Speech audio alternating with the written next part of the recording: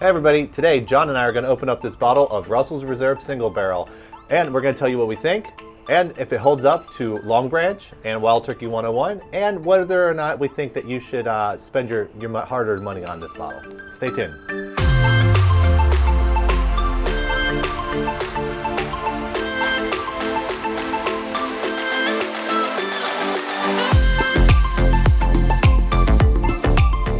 Hey everybody, so today, as I just mentioned, we're going to open up this bottle of Russell's Single Barrel. This is part of the Wild Turkey distillery, so we're really interested to kind of start to taste this compared to the 101 that we've tried, the Wild Turkey 101, and also the Long Branch that we did a video on just a couple weeks ago, and we'll link those down below. But today, again, so this is Russell's Reserve. Think of this as John, like kind of like their higher end. Like these are hand-picked barrels that Jimmy and Eddie are supposedly they go through, and they know where the honey spots are really in their warehouses. And Eric, for those who may not know, who are Jimmy and Eddie? Sure. So Jimmy and Eddie Russell, which is the name here, they are the father and son master distillers at Wild Turkey. So again, this is like some of their best of the best bourbon. And this is a single barrel, so what is in this bottle lived its whole existence as soon as it was put in the bottle. That bung was slapped on there.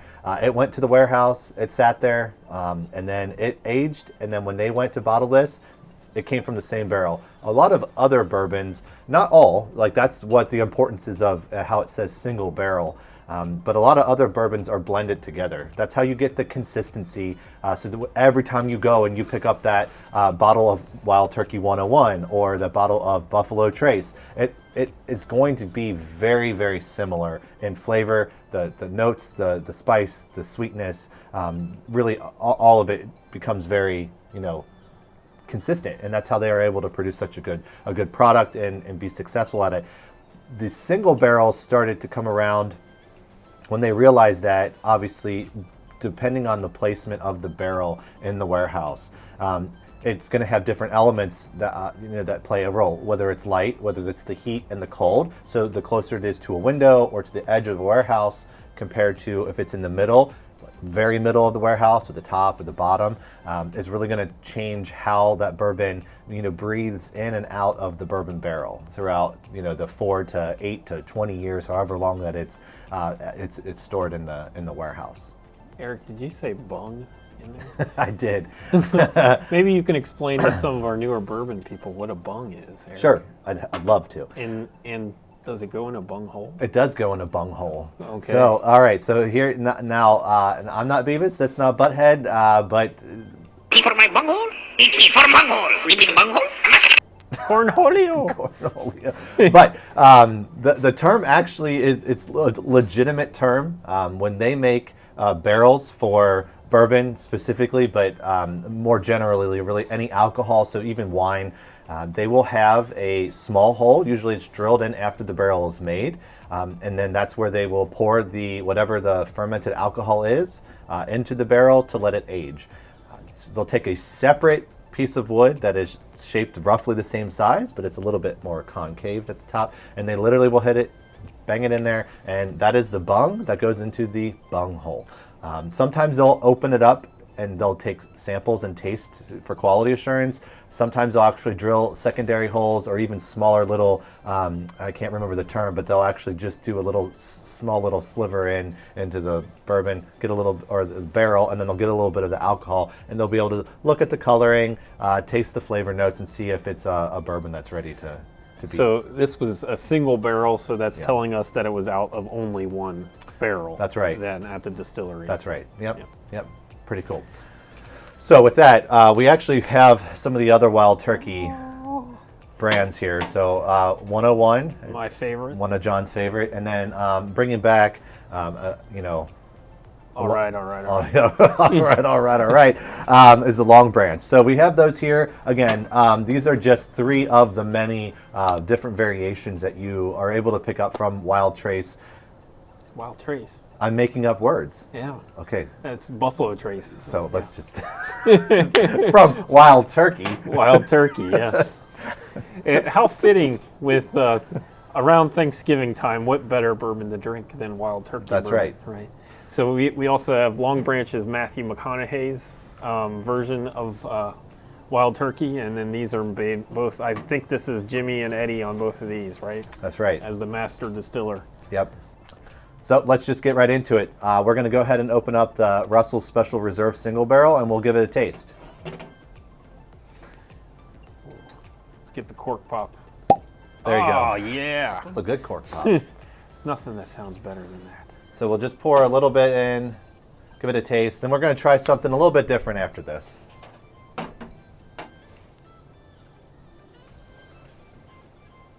All right. It did say, as I read about this, it's supposed to kind of have like a toffee flavor, and I am smelling that. Yeah, so one other thing about this before I take a sip. This is aged in number 4 charred oak barrels, alligator skin or something like that. So what that means is there are 4 levels of burn time that they will take the oak barrels and they'll char the inside. 1 is the least amount of time. 4, I believe, is the longest that they will burn the inside of a barrel. So that is exactly what you're getting here, which is why you get the darker color out of this than some other bourbons that you might be used to seeing. All right, did you take a sip yet? Not yet. I'm waiting for you. And Ready? give it a good nose.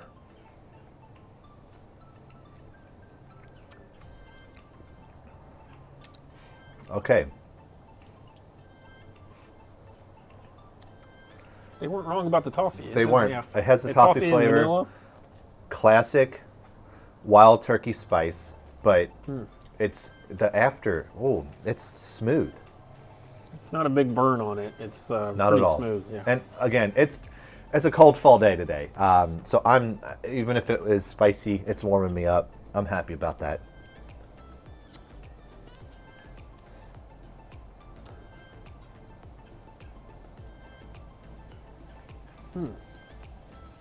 I can kind of get the caramel in there too, and the vanilla, and the. You're supposed to get a little bit of chocolate in there. I'm not tasting that yet. You're not tasting chocolate. Caramel, that's for sure. Toffee a little bit. Usually, I mean, they say this with bourbon. It usually kind of takes you a couple drinks before you actually really get the taste. Your first drink tends to just be kind of a ethanol or gasoline kind of taste, but then you get over it on the next couple taste.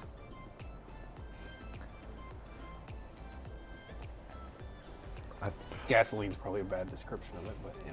People say there's a burn in there. It's a burn to it. And sometimes that's true. Sometimes it's not. On this one, I didn't get that burn that first sip. All right. So with that,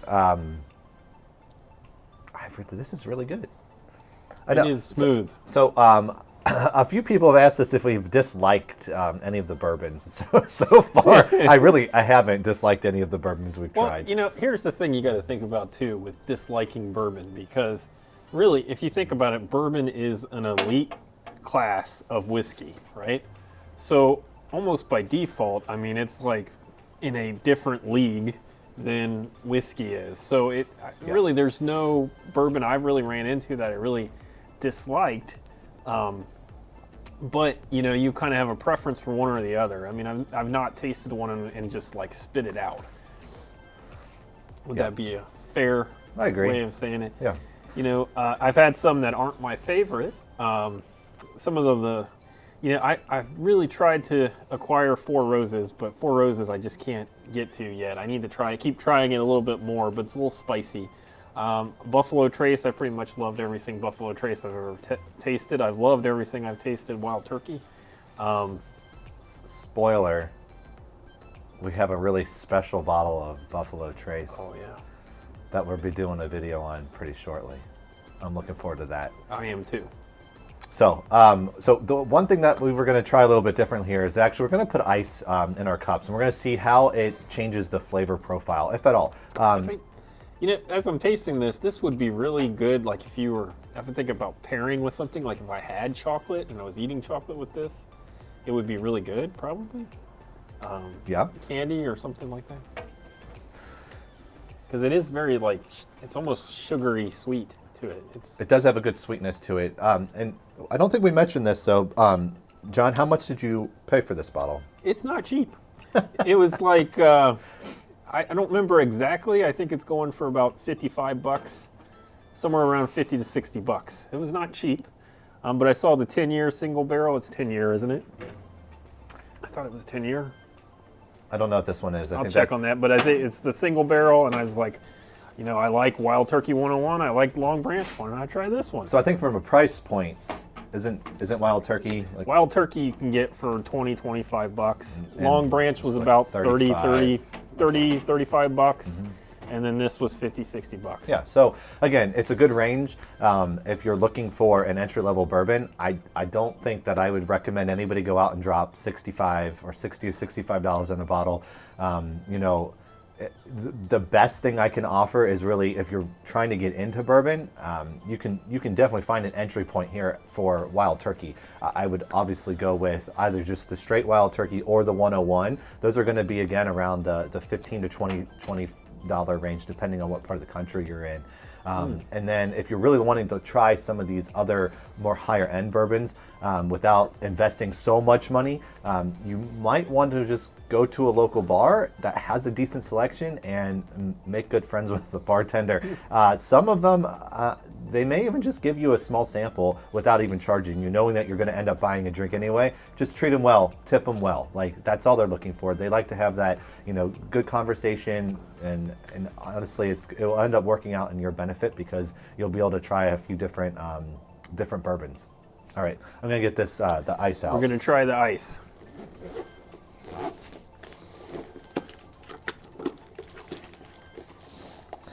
Maybe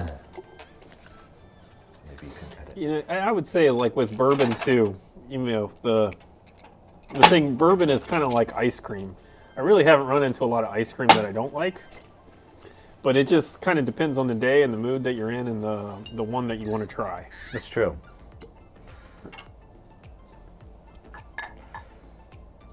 There we go. I'm a rude host. I poured my own glass first. So rude, Eric. Is that enough for you? I think that's good.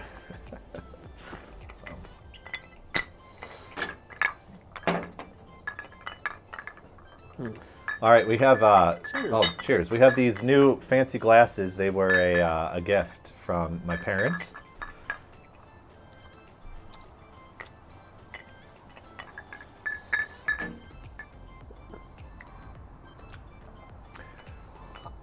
I taste the difference. Yeah, the water opening up. So what do you get out of that? I get a ton more vanilla. You know, I typically, you know, I gotta say I'm gonna contrast what I typically think, because I usually like ice in my bourbon, but I actually like this neat better than with the ice. I would disagree with you. I like it. I would disagree. I didn't say I liked it either way, but I just say I taste more vanilla. More vanilla. I'll tell you, it's definitely a preference thing here. I always like my bourbon neat, at least first. I think I still would prefer, especially spending $65 on it. I probably wouldn't put ice in it normally, but I will. Okay, maybe you can disagree with me now, because I really do think I like it better with ice. I think it's just, it adds that. That's rare for Eric. It is very rare, but it adds that more. It mellows it out, because Wild Turkey does have a little bit of spice to it, so it mellows it out for sure. And to me, it's sweeter. It's bringing more vanilla. I mean, I like them both actually, but I actually like the neat better, I would say, than with the ice. Well, both are good. Yeah, it's just a different taste. Yeah, both are. I mean, I drink it either way. So, excuse me. So, with that, I think that's all that I had on this today. John, did you have anything else to add for Wild Turkey? I don't think it was a bad buy. I mean, if you're looking to save money, I would probably go with Wild Turkey 101 or Long Branch. Yeah, if I was going to spend $60, $65, this is easy to find right now. So that's one thing. So if you're there and you're looking for a nicer bourbon, pick it up. If you don't see anything else that you know that you like and you've never tried this and you're looking to spend this price point, I think hands down, just pick it up. But if there's a bottle of like Weller Antique sitting right next to it, or if you're lucky enough even to find like Eagle Rare or Blanton's, I would probably pick those over these, or at least over this one, I should say. But it is still a very enjoyable bourbon. Like I'm not upset by this by any means. I would agree. I don't think it's highway robbery at $50-$60, but it's, you know, I wouldn't buy it more than that. Yeah, and the beauty of it is next time we open up a bottle of this, because it's single barrel, it's going to taste a little different, right? I mean, that's really the beauty of it, is that it's a single barrel, so it's going to change because the next barrel is going to have aged in a slightly different spot. Maybe it's aged, or it was distilled on a different date, so it's had a totally different weather pattern, right? So this past few years, we've had some pretty mild winters, but maybe we'll get some really cold winters here around Cincinnati and the Kentucky area, and that's obviously going to make an impact on what the flavor palette is going to be on these single barrels, especially. So that's, I think, to me, the appeal for a lot of people on single barrel. Is just that it's kind of, if you would want to equate it to a wine, people say every year, every vintage is going to be totally different, and depending on if you ever watched the movie Sideways, depending on the actual day that you open it is going to change the flavor of that bottle. And so this is maybe not to that extent as accurate, but more so the climate and the weather in the summer, how hot and how cold those are really going to impact a single barrel way more than it would, say, a Wild Turkey 101. I would say if you're going to a Thanksgiving celebration, I mean, what better bourbon to bring than some Wild Turkey? It totally makes sense, right? This would be a great gift if you're going to Thanksgiving dinner to bring for your family. That's true. To share around the table. That's true. And something else you can do with bourbon, you can, speaking of Thanksgiving, a lot of people make whipped cream. I'm a firm believer in making my own homemade whipped cream. And if you want to add a tablespoon or so of bourbon in your whipped cream while you whip it up, add that to your pecan pie with a little bit of bourbon whipped cream on there, and people are going to be raving about you for days. I would say Russell's Single Barrel is a very enjoyable bourbon. I would agree. So with that, I think we're... Cheers. Cheers. Enjoy the bourbon, guys.